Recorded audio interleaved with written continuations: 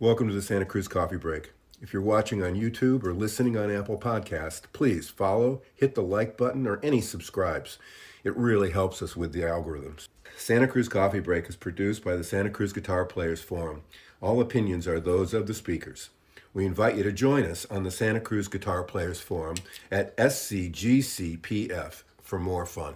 Now, let's get on with this installment of Santa Cruz Coffee Break. We'd like to welcome everybody to the 105th 105 of the Santa Cruz Guitar Players Forum. And today with us, we have a guest of Mikey's Pocket Computer. And we have Mike from Sylvan here on the, and you can see kind of in the background, see a little bit of that. But Mike, welcome in. Thank you. Pleasure to be here. Love what you guys are doing for the Santa Cruz guitar playing community and beyond. We're happy to be a part of it. We're trying. We finally got the. This is a little public service announcement. We finally have the forum operating on a level that it's not rejecting everybody's password, and it literally is almost operating, and people are beginning to use it, which is really weird. Because everybody says that forums are going like this, but we're gaining two, three people a week, and a lot of it looks like it's coming from the used market. But there is some new, people that have just bought guitars and want to join. So if we can figure out how to get the old members back active as they were again, it'll be pretty good. But the new ones are kind of playing along. So excellent. Well, and we should say right here at the offset that one of the really great reasons that we really enjoy talking to Mike at Sylvan is because Sylvan is the closest Santa Cruz dealer to the Santa Cruz Guitar Workshop, which means anybody who wants to arrange a tour of the shop or something and then go look at a bunch of wonderful guitars and try them out and hopefully take one home, their best opportunity is to go to Sylvan. That's right. And if you failed to arrange the tour properly, you can still go to Sylvan and walk away with a Santa Cruz. They're not. I mean, as far as I know, they're not doing a whole lot of tours, if at all, these days. I think they're making exceptions here and there for I don't know, special visitors or whatnot. But they seem to be really busy, and I don't know that the time is there for those extensive tours, because people, they sign up for like what they thought was going to be like a 45-minute tour, and they end up being there for 3 hours and learning more than they ever thought they could about just like the ship that set sail. That's right. Yeah, a 3-hour tour. Yeah, exactly. I have to say that I was in the shop last week in Sylvan last week after coming from being over at SCGC, and I was kind of standing in the other room, and that family came in that was all in shorts, and it was obvious that they were allowing Dad to come here, and I had my back to the acoustic room, and he picked up a Santa Cruz guitar, and I heard him play 3 notes, and it literally took my breath away. I don't know which guitar he picked up, but I was like, "Oh yeah, there it is." Yeah, that's what they're looking for, and it was really fun to see them in there, and you could tell the tourists because they're all in shorts. I mean, not so much Santa Cruz, but down in Monterey, if somebody's in shorts, they're a frequent occurrence. I mean, it's rare that the whole family comes in, but often, Dad will walk in, or like the family will walk in, and then Mom will be like, "Okay, I'm taking the kids to the boardwalk. We'll be back for you in 2 hours," and leave Dad here, like being dropped off at a play date or something. Yeah. A play date at Sylvan. I love it. Yeah. Yes. Well, I saw some spectacular new stuff in there. Tell us a little bit about it. Yeah. Let's start with it's the 50th anniversary of Santa Cruz Guitar, That's and they're right. releasing some Yeah. special instruments. How long Yeah. has Sylvan been working with Santa Cruz? I think almost since the outset. So Sylvan was started in '84, and I want to say, before the before the end of that decade, they started a relationship. I'm not sure the exact date, but I think it was sometime in late '80s when Al started selling Santa Cruz guitars, um, and it's been going ever since. So That's awesome. we're so lucky to be one of their. I mean, obviously to be close to them down the street and be one of their premier dealers and get the treatment that we do from them. And yeah, they're making as good, if not better, guitars than ever before. Yeah. It's so cool to see what's coming out of that shop. And yeah, 50th anniversary is a big deal. Big Yeah. deal. There's going to be a few different events going on in town throughout the rest of the year. There's something happening at Kumbwa, I believe, in June. It's Keith. It's Keith Greninger and somebody else Okay. opening. I wish I could remember her name. And it's a benefit. And I thought it was May 31st or something like that. But Okay. I think I talked to Keith last week, and he told me a little bit about it. But yeah, and there's this huge museum show coming up. Yeah. Oh, yeah. We're yeah. I just have been emailing with the curator of the Museum of Art and History downtown about that. We're helping to sponsor that, and we're going to loan a old guitar of Santa Cruz that we've got here as part of the Sylvan Museum. I've got a handful of guitars here that I just have and that are not for sale, and that's one of them. We've got a 1978 Santa Cruz. It's number 44. Back when like the only guitars they were making were spruce top and Koa back and side dreadnoughts. I don't know how long that lasted, but the first, I don't know, maybe 75 or 100 guitars that Richard and Bruce and Bill made were German spruce top and Koa back and side dreadnoughts, and they're really cool. Different headstock shape, different logo. And so, yeah, we've got number 44, and we're going to loan that to the museum for the exhibit. And I'm sure they're going to have lots of other cool stuff to show. There'll probably be some kind of concert, if not a few, happening at the MA to celebrate that as well. But yeah, and then I think there's going to be a proclamation of like Santa Cruz Guitar Day at some point because it's a big deal. Should do a little parade. Right. Right. We could all dress up and then walk down the street for 5 minutes, and all 40 of us or something that showed up. Yeah, you ought to talk to Tad about something earlier than 44. I think he's got something earlier than 44. I have number 4. Oh wow, man, that's Yeah. so cool. So It's that's been probably around it's yeah, been that's around probably the block more than a few times. The Yeah. stories I've heard, it's been in a house fire, it's been in a couple of car accidents, it's been knocked off a stage, and so cool. the boys and girls at Santa Cruz have patched it up time after time. So And that's probably 1976. That's got to be first year. I mean, I think number so. 4. Yeah, 76, Yeah. 77, somewhere. Mhm. I think at that point in time Wow. that the order that things came out was not as accurate as maybe they are now. Yeah. Yeah. That's really cool. I'm a friend of the stores used to come in with number 7.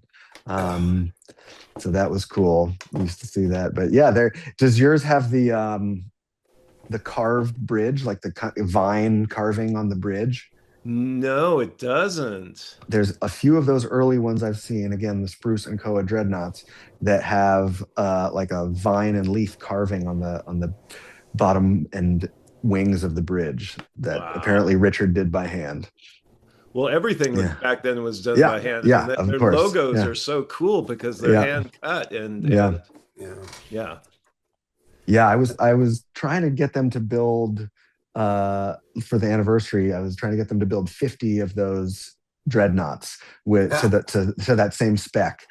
spruce and koa with the big old paddle headstock, or not paddle, but like kind of haircut in the middle headstock, with the old logo. But they're moving on to other things.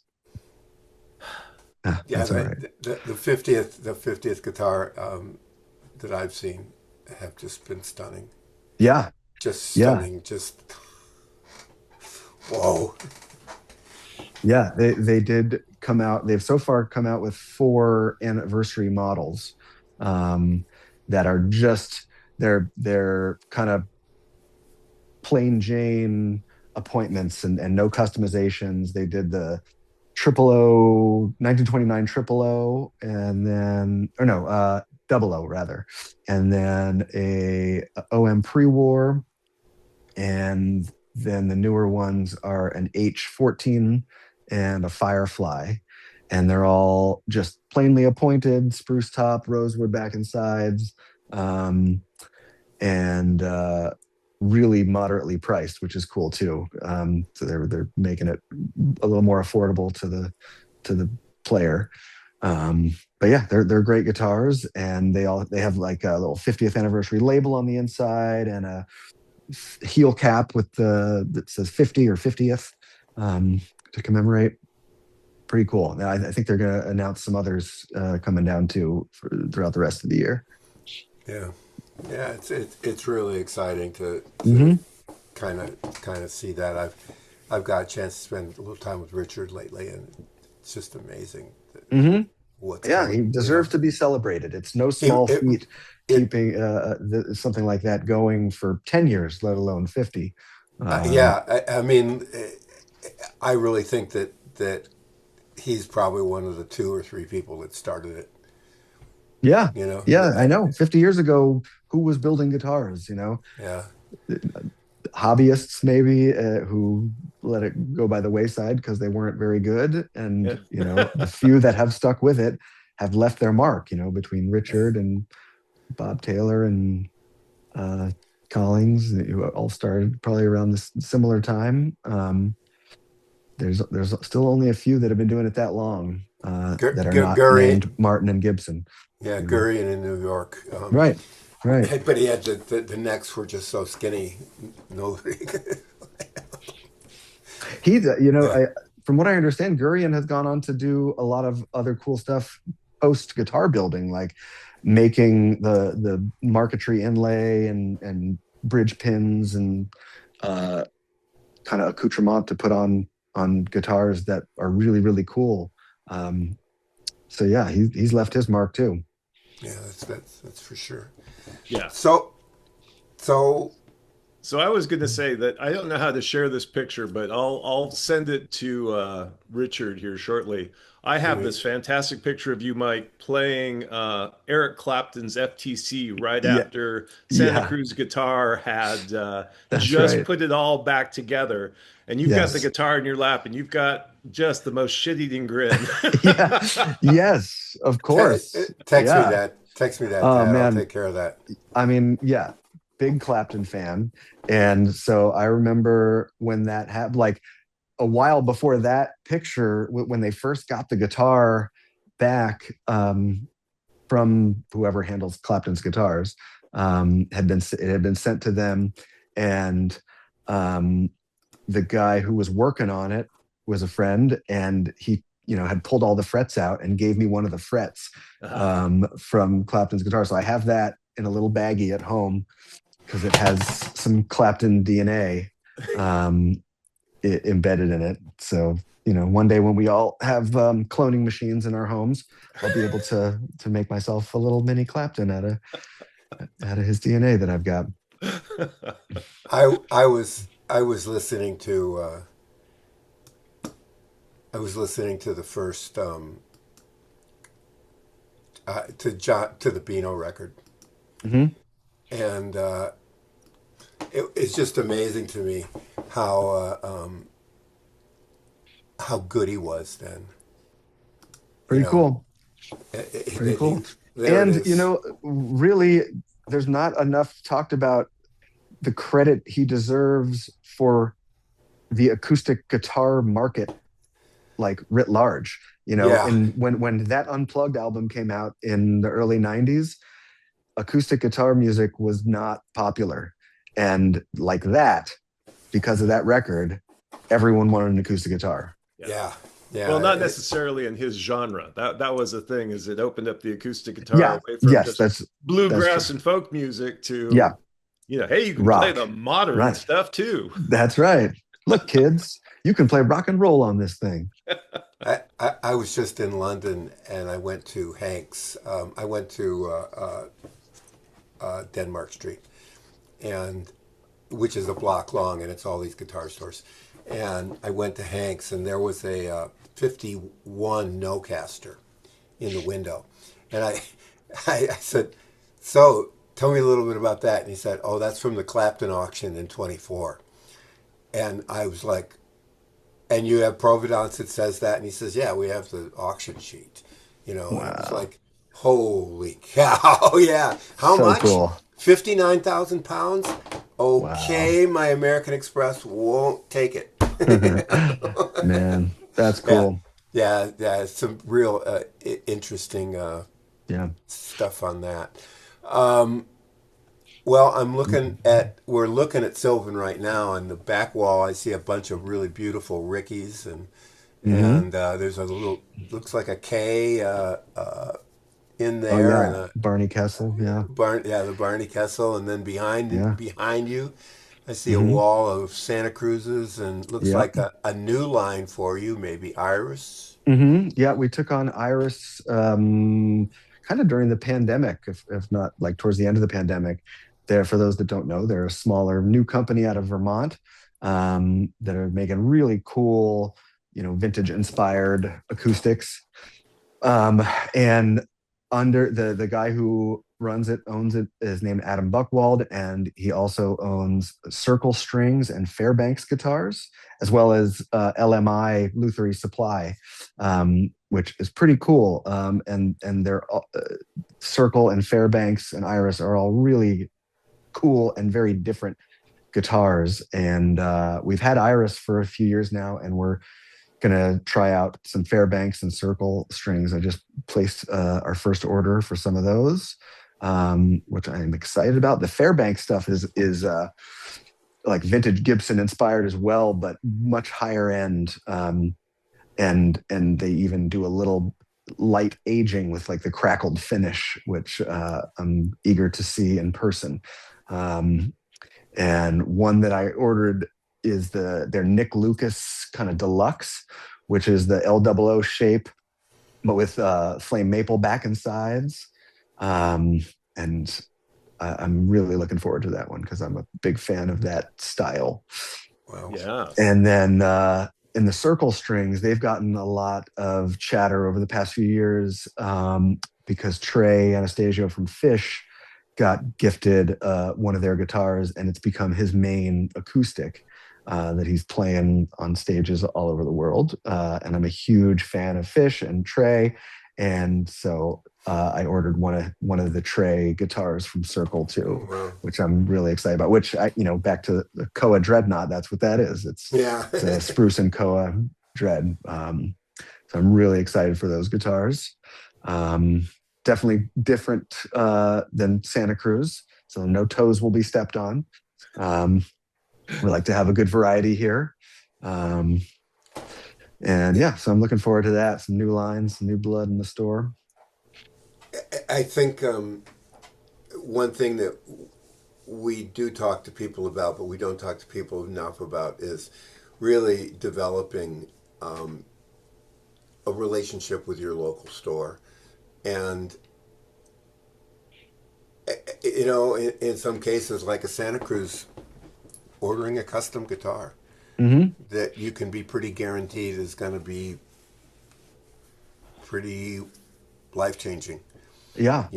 We for locals and visitors alike, we've done lots of custom orders for people. Often, folks will come in and play a bunch of our Santa Cruzes and kind of get an idea for what body size and neck profile they want, and maybe even the wood combination, and they'll put together their list of their dream guitar, and we make it happen. Santa Cruz actually has a really great website up and running now where you can go through and kind of build your custom guitar, from woods to scale length, nut width, inlays, color, etc. Um, and then yeah, 4 to 8 months later, you've got that guitar in your hands, and it seems kind of crazy and risky to like pay all this money for something that does not exist except in your head.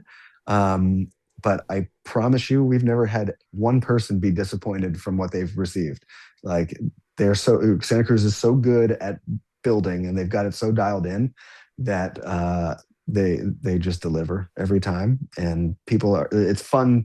Often we will ship these guitars to people who order them, but most of the time they're coming to pick it up in person and to see their reaction, like when we open the case and they're like, look at this thing, and then they pick it up and play it, and it sounds so good. We just did one a few weeks ago. A woman ordered an F custom with like sinker redwood top and this crazy cocobolo back and sides, and it was so gorgeous. Like that sinker redwood had gorgeous streaks running down the front, and man, she was so stoked.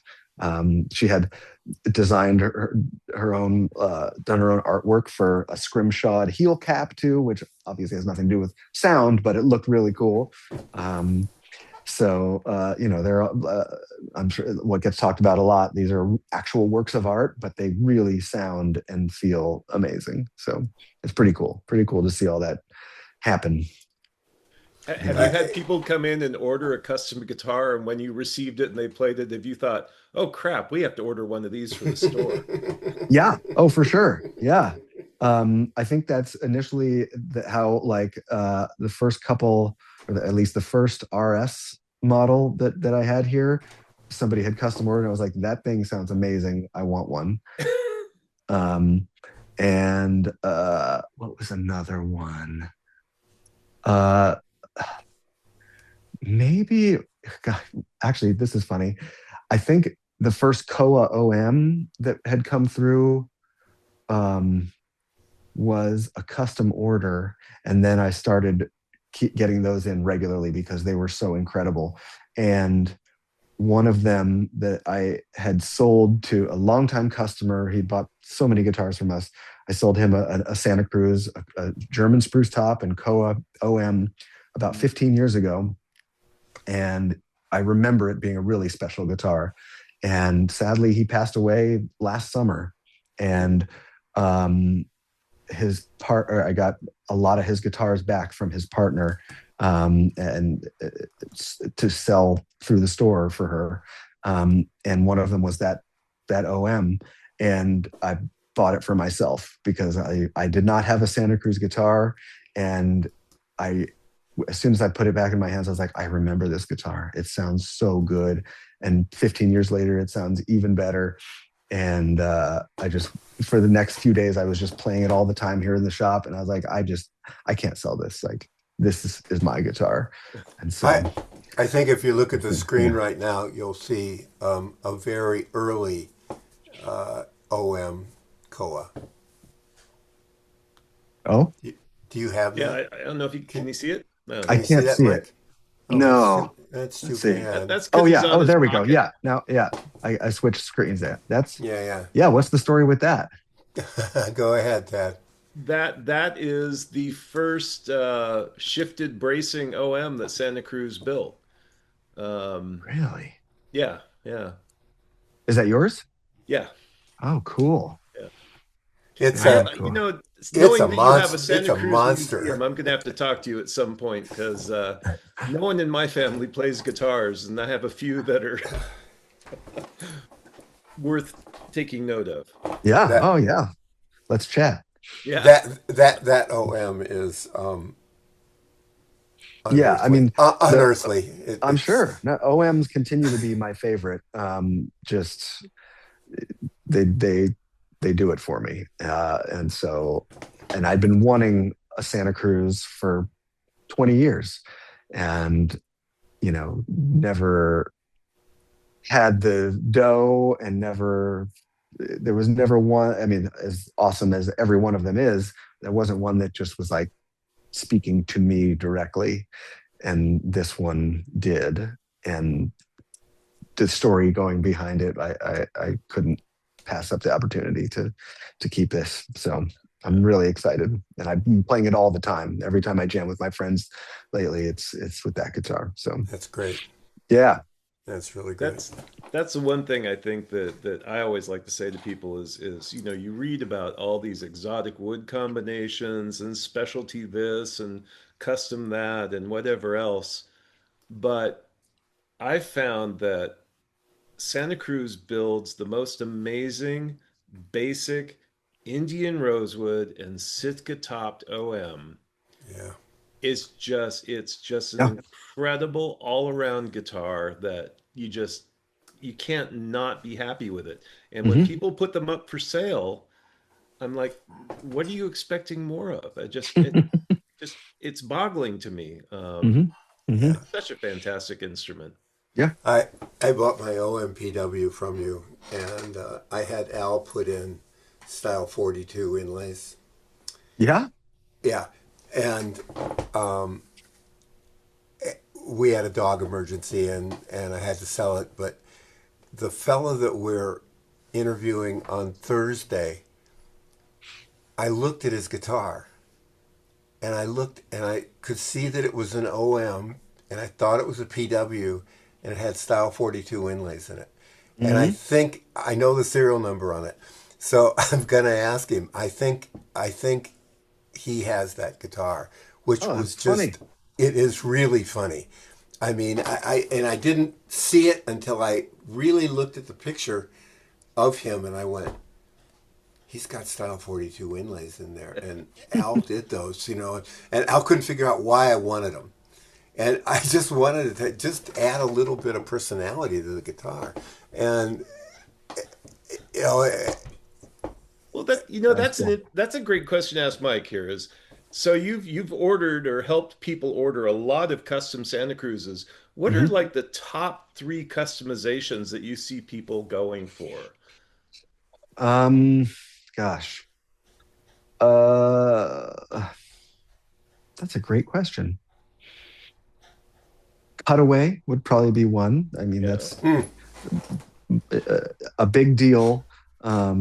Considering some people consider it blasphemous to put a cutaway on an acoustic, which I never understood because I love cutaways. Um, um, the inlay, probably the abalone top border Mm, along the edge of the top is a very highly requested one, as well as the abalone rosette. little bling. Um, yeah, a little bit of bling. The rosette, when I'm ordering guitars for the store, an abalone rosette or the wood rosette to match the back and sides is something I love doing because it's like it's not. I don't feel like it's ostentatious, but it adds just a little touch of eye candy. What else do people like? Uh, the the Sinker Redwood has been a really popular choice for custom orders lately. I think because we're in Northern California, where redwood is so associated. That's been a real popular choice for customizations lately. Um, and then probably wood binding too. Hmm. That's a nice touch.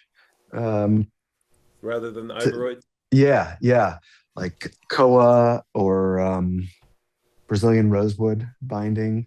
Uh, it's a nice touch, depending on what your back and side woods are. It's like can offer a cool contrast.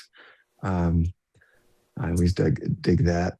Um, with we sell Goodall guitars too, and they do Purple Heart binding. I don't think that's something Santa Cruz offers, but I've always dug doing Purple Heart with koa. Um, mm, like the purple and red, I think is a cool contrast. Um, And one thing I really dig from Santa Cruz that I don't see enough of is the torch headstock inlay. Yeah. I'm not Yeah. a huge one for inlay and gaudy guitars, but I feel like it's a classic. Um, and for those that don't know what I'm talking about, it's kind of like um, a I guess semi-triangular pattern of small abalone inlays that they call the torch, and you can do it with or without the SCGC in the middle. And actually, we had one that just sold this past week, a triple O with the torch headstock inlay that was really cool. Obviously, has nothing to do with the sound, but it's a cool little touch. No, that's a Um, really nice inlay. And yeah, it's very traditional. It reminds you yes, of the older guitars. Yeah. yeah, exactly, exactly. I only got one custom Santa Cruz, Yeah, and I got a FTC with a redwood top and the songbird inlay. yes. I Top. was just thinking about that. The songbird inlay is really cool. Yeah, yeah. Is yeah, yeah. I didn't get it with the vine going all the way down the fretboard. It just goes, Yeah, that's okay. top fourth fret or so. Yeah, Yeah. yeah. No, it's enough. It's yeah. Yeah. I forget what the story is with that songbird. It seems like kind of an arbitrary thing to have as an option, but it's such a beautiful and simple design. And I dig that. Yeah, great. Yeah. Yeah. Um, yeah, gosh, what else? We've had some cool 12 strings get ordered. I've never decided to bite the bullet and have one for the shop, but we've done some cool custom orders for people with 12 strings that always come out neat. Um, So what do people look for when they want a 12 string? I mean, it seems like a Santa Cruz 12 string is not an inexpensive instrument. yeah, yeah, Uh, exactly. and they are fantastic instruments, but what when people are ordering them, what are the main things they're looking for there? That would be intriguing. That is a great question. I don't know that I have the answer to that. Okay. I think a 12 string, it's kind of like a baritone guitar, right? Like it's not going to be anybody's main guitar. So I think it's a small group of folks that are willing to lay out that kind of dough for one of those. Um, so you got to really be sure you want one. And I think the most common one that I've seen on Santa Cruz is probably on the OM Grand, um, because it's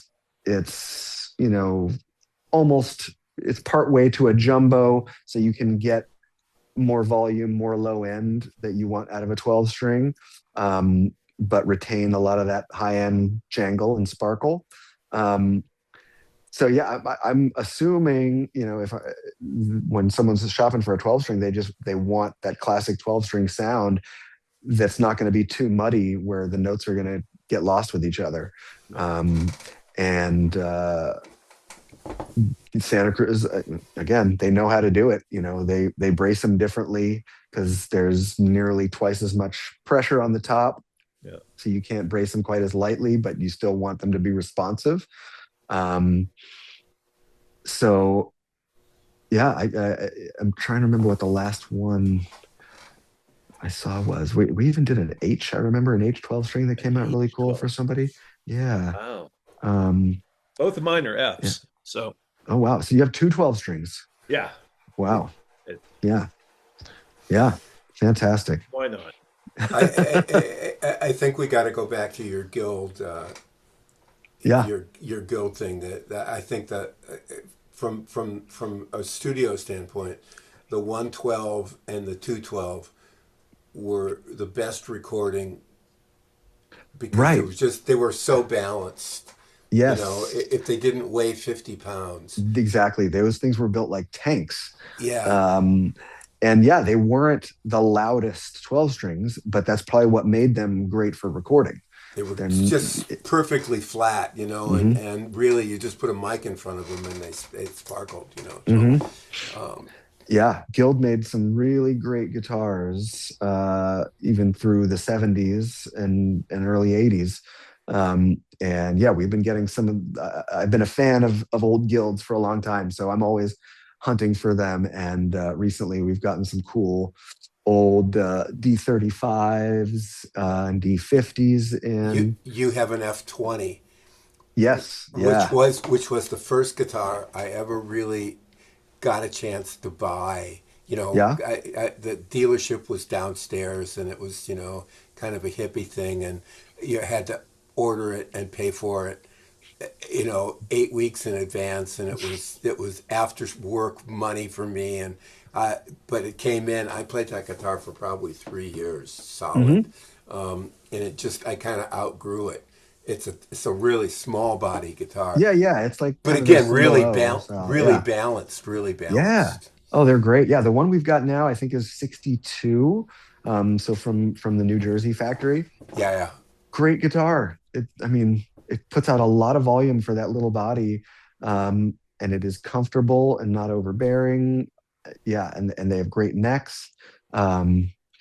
Yeah, yeah. I love Guild guitars. I've had a lot of great ones come in through the years. Some other F20s, F30s, F47s. Oh, that's a wild one.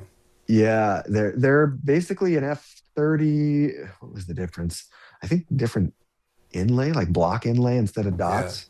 And then some are from the arched back period and some flat back period. But yeah, Guilds are still kind of sleepers out there, compared to your Gibsons and Martins. But man, they made some really great guitars. And so I love getting those. Love getting old Guilds. Yeah. We do a lot of neck resets and refrets here, and they're a little trickier to do. Yeah. Because of the heels, the way they built the heels. Yeah. But my guy Patrick, who's our tech, has become an expert at Guild neck resets.